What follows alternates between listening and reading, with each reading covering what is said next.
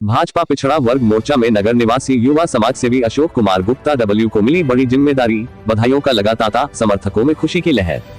Sikandarpur Ballia, Uttar Pradesh. Bharatiya Janata party पिछड़ा वर्ग मोर्चा जनपद बलिया द्वारा सिकंदरपुर नगर निवासी युवा समाज सेवी अशोक कुमार गुप्ता उर्फ डब्ल्यू को पिछड़ा वर्ग मोर्चा बलिया का कोषाध्यक्ष बनाए जाने पर उनके समर्थकों व पार्टी कार्यकर्ताओं में खुशी व नए उमंग की लहर दौड़ गई। शुक्रवार की देर रात पिछड़ा वर्ग मोर्चा के नवनियुक्त पदाधिकारियों की सूची जारी होते ही नगर के पार्टी कार्यकर्ताओं व समर्थकों द्वारा अशोक कुमार गुप्ता उर्फ डब्ल्यू को बधाई देने का सिलसिला शुरू हो गया। इस दौरान समर्थकों व पार्टी कार्यकर्ताओं ने अशोक कुमार गुप्ता उर्फ डब्ल्यू को फूल माला पहनाकर व मुंह मीठा कराकर उनके भावी कार्यकाल की बधाई दी। पार्टी में नई जिम्मेदारी मिलने के उपरांत मीडिया कर्मियों से मुखातिब अशोक कुमार गुप्ता उर्फ डब्ल्यू ने कहा कि सर्वप्रथम मैं पार्टी के शीर्ष नेतृत्व व जिला नेतृत्व का बहुत बहुत आभारी हूँ, जिन्होंने इस जिम्मेदार पद के लिए मुझ जैसे सामान्य व्यक्ति को चुना है। कहा कि मैं पूरी जिम्मेदारी, ईमानदारी व निष्ठा के साथ अपने पद का निर्वहन करूंगा।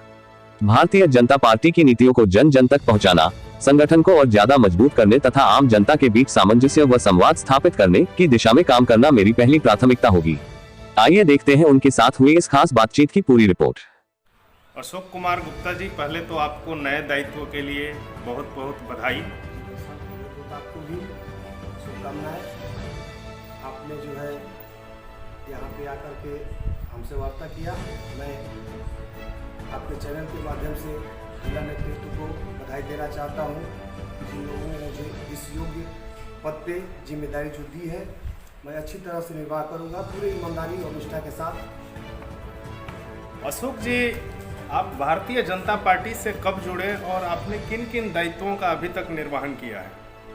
जी भाई साहब, हम लोग 2000 से ही भारतीय जनता पार्टी से जुड़े हुए हैं जी। और जब भारतीय जनता पार्टी की 2014 में सरकार बनी थी मोदी जी के नेतृत्व में, उस वक्त सदस्यता प्रमुख में सिकंदरपुर नगर का रहा जी। उसके बावजूद जिले का जो व्यापार प्रकोष्ठ है, उस व्यापार प्रकोष्ठ के मैं 2 बार 6 साल तक मैं उस पद पे रहा हूँ जी। और उसके बाद इससे पहले भी मैं पिछड़ा वर्ग मोर्चा का जिला उपाध्यक्ष रहा हूँ और इस बार भी मुझे पार्टी ने जो जिम्मेदारी दी है, मैं उसको सहर्ष स्वीकार करते हुए इस जिम्मेदारी को निभाने की पूर्ण कोशिश करूँगा। अशोक जी, आपको पिछड़ा वर्ग का जिला कोषाध्यक्ष बनाया गया है। ऐसे में मैं एक सवाल आपसे पूछना चाहूँगा कि इस समय विधानसभा चुनाव के मद्देनज़र सभी पार्टियाँ क्षेत्र में अपनी अपनी रणनीति के तहत कार्य कर रही हैं। ऐसे में खासकर पिछड़ा वर्ग को साधने के लिए आपकी क्या रणनीति होगी? जी भाई साहब, मैं आपको बता देना चाहता हूँ, जो हमारी पार्टी है वो हर वर्ग के लोगों को जोड़ती है और हमारे पार्टी में जो पिछड़ा वर्ग मोर्चा बना हुआ है, इसमें जो भी ओबीसी से बिलोंग करते हैं, सबको डोर टू डोर जाकर के हम लोग संपर्क करके इस विधानसभा चुनाव में फिर जो है भारतीय जनता पार्टी की सरकार बनाने के लिए हम लोग लगेंगे और जी जान लगा देंगे। जी। अच्छा, तमाम पार्टियां इस समय भाजपा पर यह आरोप लगा रही हैं कि भाजपा का जो विकास है वह सिर्फ कागजों और फाइलों तक सीमित है, धरातल पर विकास नहीं हो रहा है। इसको आप किस नज़र से देखते हैं? वैसा भी देखिए, विपक्षियों के पास कोई मुद्दा है नहीं, अब मुद्दा तो कुछ ना कुछ विपक्षी बनाएगा ही जी। मैं जाकर कहता हूँ उन विपक्ष के लोगों से, आप कुछ मत करिए, आप जो भी नगर पंचायत है, नगर पालिका है, शहरी क्षेत्र हो या ग्रामीण क्षेत्र हो, आप जाइए और जाके उन गरीब लोगों से पूछिए जो बरसात के टाइम में शुद्ध रूप से ना सोच पाते थे, ना जग पाते थे जी। ना खाने की व्यवस्था थी, ना पीने की व्यवस्था थी जी। माननीय मोदी जी ने मुफ्त में राशन का जो है वितरण करवा रहे हैं। उसके अलावा आवास के माध्यम से इतने लोगों को आवास दिया गया है कि कोई भी घर अछूता नहीं है और कोई भी बिना पक्का मकान का नहीं है। 2022 तक सारे लोग पक्का मकान में ही रहेंगे जी। अभी तक पार्टी ने बहुत सारे लोगों का जो है इस तरह की आवास योजना जी, किसान सम्मान निधि जी, तमाम प्रकार की जो है योजना का लाभ हर घर से, कोई ऐसा घर अछूता नहीं है कि जो पार्टी का लाभ न लिया हो जी।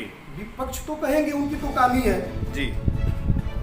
अच्छा, इस समय चुनावी तवों पर सारी पार्टियां अपनी अपनी रोटियां सेकने में लगी हुई हैं और सभी पार्टियां लगभग अपनी सरकार बनाने का दावा कर रही है। समाजवादी पार्टी कह रही है कि हमारी सरकार बन रही है, मायावती कह रही हैं कि हम सरकार बनाएंगे।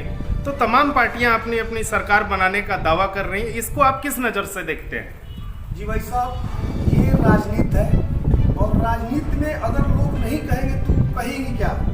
जी, उन लोगों का तो काम ही है कि कहेंगे कि हम इतनी सीटें जीत देंगे, लेकिन जब निर्णय जब आएगा जी, तो आप देख लीजिएगा कि 300 पार भारतीय जनता पार्टी की पुनः सरकार उत्तर प्रदेश में बनेगी, इसमें कोई दो राय नहीं है।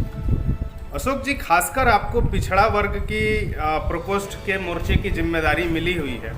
ऐसे में पिछड़े वर्ग में अपनी और अच्छी पैठ बनाने के लिए किस रणनीति के तहत क्या योजनाएं हैं आप लोगों की आगामी विधानसभा चुनाव के मद्देनजर? जी भाई साहब, जितने भी पिछड़े वर्ग मोर्चे से लोग जुड़े हुए व्यक्ति हैं जी, हम लोगों का दायित्व है कि कोई भी व्यक्ति न छूटे। जो जी। भी वोटर है, सपोर्टर है, सबसे हम लोग डोर टू डोर मिलेंगे और पार्टी की पुनः सरकार बनाने के लिए हम लोग जी जान से लगेंगे, इसमें कोई दो राय नहीं है। और जी जान लगा करके हम लोग भारतीय जनता पार्टी की सरकार पुनः उत्तर प्रदेश में बनाएंगे।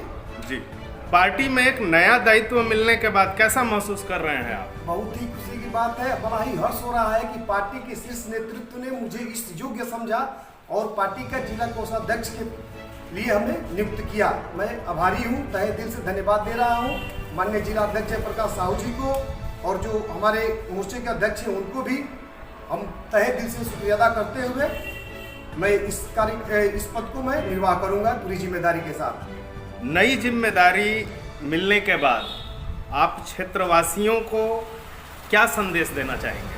जी भाई साहब, मैं यही क्षेत्रवासियों को संदेश देना चाहूँगा कि आप लोग एकजुट होकर भारतीय जनता पार्टी को वोट करें और भारतीय जनता पार्टी के सारे विधायक को जिताएं, ताकि विधायक जीत कर जाए और पुनः उत्तर प्रदेश में भारतीय जनता पार्टी की सरकार बने। अशोक जी, खबरें आज तक लाइव से बात करने के लिए और अपना कीमती समय देने के लिए आपका बहुत बहुत धन्यवाद। हम आपकी भावी कार्यकाल की शुभकामनाएं और बधाई देते हैं। मैं भी आपके लाइव चैनल को बहुत बहुत शुक्रिया करता हूं। धन्यवाद भाई साहब। धन्यवाद।